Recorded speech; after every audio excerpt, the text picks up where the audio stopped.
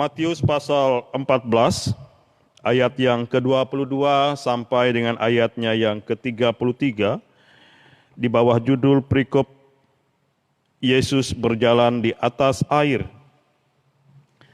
Bapak Ibu Saudara yang dikasihi dalam Yesus Kristus, selamat pagi, salam. Ada 3 hal yang akan saya ajak kita merenungkan firman Tuhan kita pada malam hari ini. Yang pertama, kita melihat Petrus sempat berjalan di atas air. Yang kedua yang menarik Bapak Ibu Saudara, setelah dia berjalan, Alkitab tidak menjelaskan berapa menit, berapa detik, lalu dia tenggelam.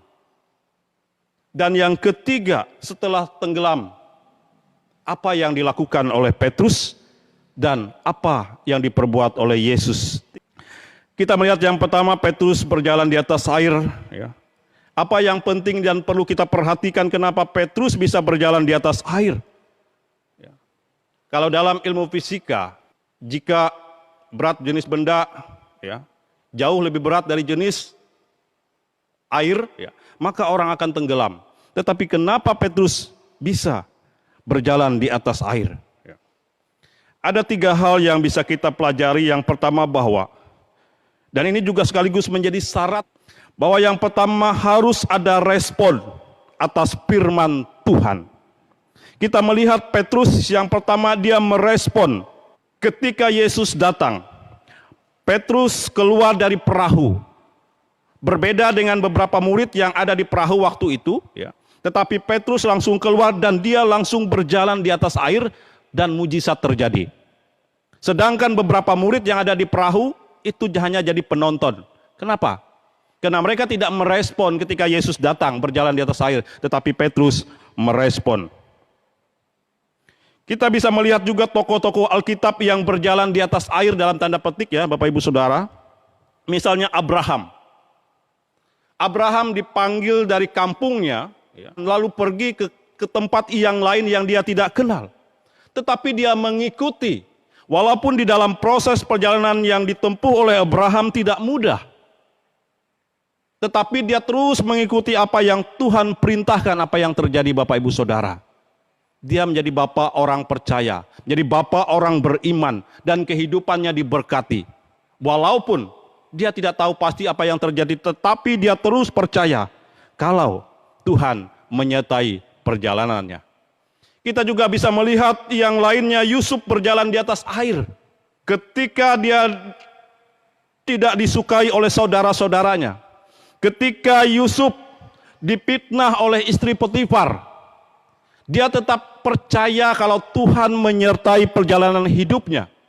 Apa yang terjadi ketika dia berjalan di atas air dengan iman yang pasti? Kita melihat dia menjadi orang nomor 2 di Mesir. Dia diberkati Tuhan. Lalu ketika saudara-saudaranya datang, dia berkata, bukan salah kalian, tetapi Tuhan yang berkehendak supaya aku ada menjadi berkat bagi kalian. Kita melihat Yusuf berjalan di atas air. Dia percaya penyertaan Tuhan, walaupun dalam hidupnya tidak semudah yang kita bayangkan. Kita juga bisa melihat tokoh-tokoh Alkitab yang lain seperti Ishak, Hizkia, Ayub yang berjalan di atas air. Yang tidak mudah perjalanan mereka, tetapi mereka percaya panggilan Tuhan. Apa yang terjadi ketika mereka percaya panggilan Tuhan, hidup mereka diberkati. Itulah perjalanan hidup mereka. Yang kedua, kenapa Petrus bisa berjalan di atas air adalah tindakan yang bersesuaikan dengan firman Tuhan. Kita melihat dalam ayat yang ke-29. Apa yang dikatakan oleh firman Tuhan kepada Petrus, kata Yesus, datanglah. Itu perintah Tuhan Bapak Ibu Saudara. Bukan sekedar keinginan Petrus ingin berjalan. Kalau Yesus melarang waktu itu, jangan Petrus, nanti kamu tenggelam. Saya percaya Petrus tidak. Tetapi waktu itu dia bisa berjalan di atas air, itu bukan keinginan pribadinya. Tetapi dia bersesuaian dengan firman Tuhan, kata firman Tuhan waktu itu, datanglah, maka Petrus datang. Apa yang terjadi? Dia mampu berjalan di atas air.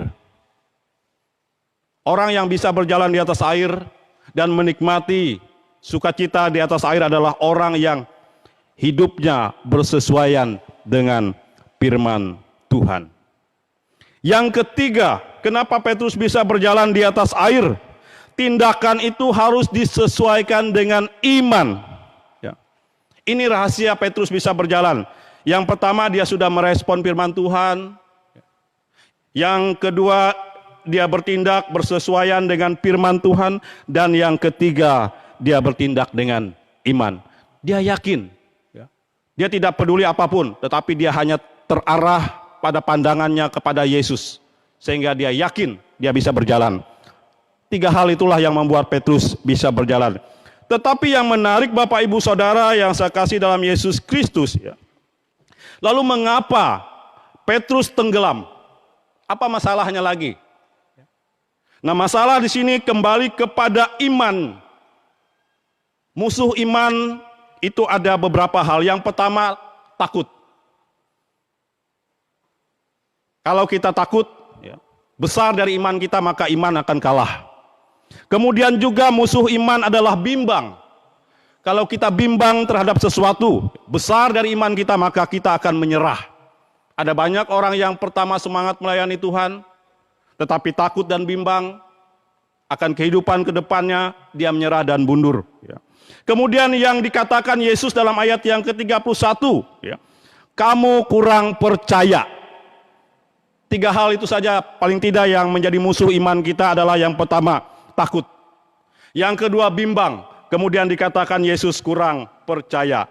Kapan kita bimbang? Kapan kita takut? Kapan kita kurang percaya? Ketika persoalan hidup itu bertubi-tubi menerpa kita. Ketika badai, ketika angin kencang menerpa hidup kita dan kita berkata, Tuhan, kenapa persoalan demi persoalan menimpa saya? Kenapa yang lain sudah berhasil? Kenapa yang lain sudah sukses tetapi persoalan hidup saya mengalami masalah? Apakah di dalam Alkitab, tokoh Alkitab, ketika mereka dekat dengan Tuhan, mereka bebas dari masalah? Tidak. Mereka dihadapi dengan berbagai masalah, tetapi mereka tetap beriman kepada Tuhan, sehingga mereka menikmati berjalan di atas air. Nah, persoalan kenapa Petrus tenggelam? Ketika badai itu lebih besar dari imannya, tantangan itu lebih besar dari imannya, maka ia merasa takut. Dan akhirnya dia tenggelam. Bapak Ibu Saudara, untuk kita renungkan ada beberapa hal, ya. Setiap orang, saya dan Bapak Ibu Saudara, kita bisa tenggelam dalam hidup ini, ya. Siapapun, baik itu pendeta, baik itu jemaat biasa, baik orang berpendidikan, pelayan gereja, siapapun dia akan bisa mengalami peristiwa tenggelam. Tetapi ketika kita mengalami peristiwa tenggelam, yang terpenting adalah bukan tenggelamnya, tetapi bagaimana kita menyelesaikan masalah ketika kita tenggelam di dalam persoalan itu. Ini yang amat penting sekali Bapak Ibu Saudara. Yang pertama, kita bisa melihat nanti Petrus menyelesaikan masalahnya dan Tuhan memberikan jalan keluarnya. Ya. Yang pertama, jangan kita kecewa dulu kalau kita tenggelam dalam persoalan kita. Kita perlu mengoreksi diri kita. Kita perlu mengevaluasi kita. Jangan dulu kita menyalahkan orang lain. Jangan dulu kita menyalahkan Tuhan. Mungkin kita punya kekurangan. Karena kita perlu mengoreksi dan mengevaluasi perjalanan hidup kita selama ini. Yang selanjutnya kita melihat bagaimana Petrus menyelesaikan masalah. Kita bersyukur Bapak Ibu Saudara, Alkitab mencatat dengan jelas bahwa ketika Petrus tenggelam dia berteriak, Tuhan, tolonglah aku. Ketika Petrus berteriak ini mungkin kita berpikir seperti anak kecil cengeng. Masa sih dia tidak bisa berenang? Kenapa sih dia takut? Ya. Tetapi menarik Bapak Ibu Saudara, apa yang bisa kita angkat dan kita pelajari. Yang pertama, ia mau mengakui bahwa ia betul-betul manusia yang berdosa dan membutuhkan pertolongan Tuhan. Ia tidak malu mengakui kelemahan dan kekurangannya saat tenggelam. Dia berteriak, Tuhan tolong saya. Inilah kelebihan yang dimiliki Petrus, walaupun dia berulang kali melakukan kesalahan. Tetapi dia bangkit dari kesalahan itu dan hidupnya semakin dekat dengan Tuhan. Artinya bahwa pengalaman kejatuhan Petrus, dia menyangkal, dia sombong, angkuh. Tetapi dia bangkit, dan kebangkitan itu membuat dia semakin dekat dengan Tuhan. Teladan ini mau mengatakan kepada kita, jangan kita malu berseru kepada Tuhan kalau kita memang jatuh dalam dosa. Akui kalau kita memang berdosa. Akui kalau kita memang punya kekurangan dan kelemahan. Akui itu di hadapan Tuhan. Tuhan, saya memang lemah. Koreksi diri kita. Kalau kitalah yang salah, bukan orang lain, bukan Tuhan. Dan terus kita bangkit, kita mohon pengampunan dari Tuhan. Selanjutnya yang bisa kita renungkan, Bapak Ibu Saudara, ya. Waktu itu Tuhan Yesus sedang berdoa di bukit. Semua murid-murid pada saat itu ketika di dalam perahu, mereka berteriak minta tolong. Kita bisa melihat proses ini, Yesus yang jauh di bukit, mereka di air. Tetapi Yesus mendengar teriakan mereka, lalu Yesus turun dan menghampiri mereka. Meskipun Alkitab tidak menjelaskan bagaimana Petrus ditarik waktu itu. Apakah dia ditarik setengah badan? Apakah Petrus ditarik kaki dan badannya semua terangkat? Tidak dijelaskan. Tetapi saya bisa membayangkan Bapak Ibu Saudara bahwa Petrus waktu itu ditarik pasti. Tangannya ditarik, badannya terangkat, kakinya ada terangkat. Kita bisa melihat bahwa Petrus waktu itu berjalan di atas air. Dia berjalan bersama-sama Yesus. Saya bisa membayangkan waktu itu Yesus memeluk Petrus karena ketakutan. Dan Yesus membawa Petrus berjalan bersama-sama. Tenang Petrus. Saya tahu kamu orang berdosa. Saya tahu kamu orang gegabah. Yesus mau mengatakan kepada Petrus, saya tahu iman kamu memang tidak sempurna. Tetapi hari ini kata Yesus, mari kita berjalan bersama-sama di atas air. Aku akan mengantarkan engkau sampai ke perahu dengan selamat. Bapak Ibu Saudara yang dikasihi dalam Yesus Kristus, kalau Petrus diselamatkan oleh Yesus, dia tenggelam dalam masalah. Yesus yang kita sembah dan kita percaya yang sama juga. Dia juga ingin kita sama-sama berjalan di atas air. Dia ingin kita bersama-sama menikmati keindahan. Itulah Yesus. Dia mendengar jeritan dan doa kita. Dia mendengar keluh kesah kita. Dia ingin mengangkat kita supaya kita bersama-sama duduk di perahu dan sampai kepada tujuan kita. Saya mengajak kita membuka firman Tuhan dalam kitab Mazmur pasal 107. Saya akan baca ayat yang ke-29 dan ayatnya yang ke-30. Dibuatnyalah badai itu diam, sehingga gelombang-gelombangnya tenang. Mereka bersuka cita, sebab semuanya reda, dan tuntunannya mereka ke pelabuhan kesukaan mereka. Bapak Ibu Saudara, Mazmur ini menjelaskan bahwa kehadiran Yesus, jika kita mengundang dalam hidup kita, maka perjalanan hidup yang terasa berat itu akan ringan. Perjalanan yang terasa jauh itu semakin dekat. Pergumulan yang semakin berat ketika kita mengundang Yesus, itu akan menjadi lebih ringan karena Yesus berkata, "Pikulah kuk yang kupasang, bebanmu akan ringan." Saya juga akan menutup firman Tuhan kita hari ini dalam beberapa nas firman Tuhan kita pada hari ini dalam Efesus pasal 3 ayat yang ke-20. Efesus pasal 3 ayat yang ke-20.